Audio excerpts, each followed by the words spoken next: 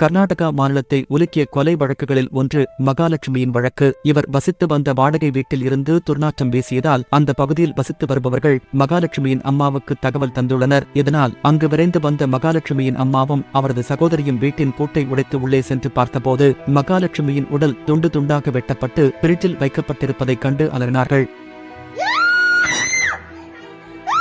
கிட்டத்தட்ட 50 துண்டுகளாக அந்த சடலம் வெட்டப்பட்டு கிடந்தன. அதில் ஏராளமான புழுக்களும் ஏறியிருந்தன. இதற்குள்ளாக இந்த விஷயம் குறித்து சம்பவ இடத்திற்கு வந்த காவல்துறையினர் அந்த உடல் துண்டுகளை பிரேத பரிசோதனைக்கு அனுப்பினர். அதில் மகாலட்சுமியின் தலையை மட்டுமே 3 பகுதிகளாக வெட்டப்பட்டிருந்தது. மொத்த உடலுறுப்பு துண்டுகளையும் டாக்டர்கள் ஒன்றிணைத்து இந்த சிக்கலான பிரேத பரிசோதனையை துவங்கினார்கள். அதன் பின் மகாலட்சுமியின் உடல் உறவினர்களிடம் ஒப்படைக்கப்பட்டது. இந்த சம்பவம் குறித்து காவல்துறையினர் தீவிர விசாரணை நடத்தியதில் அவருடன் வேலை பார்த்த மேற்கு வங்கத்தை சேர்ந்த இளைஞர் ஒருவருடன் பழக்கம் இருப்பது தெரியவந்தது. அந்த இளைஞரை தேடும் பணியில் காவல்துறையினர் தீவிரமாக ஈடுபட்டுள்ளனர்.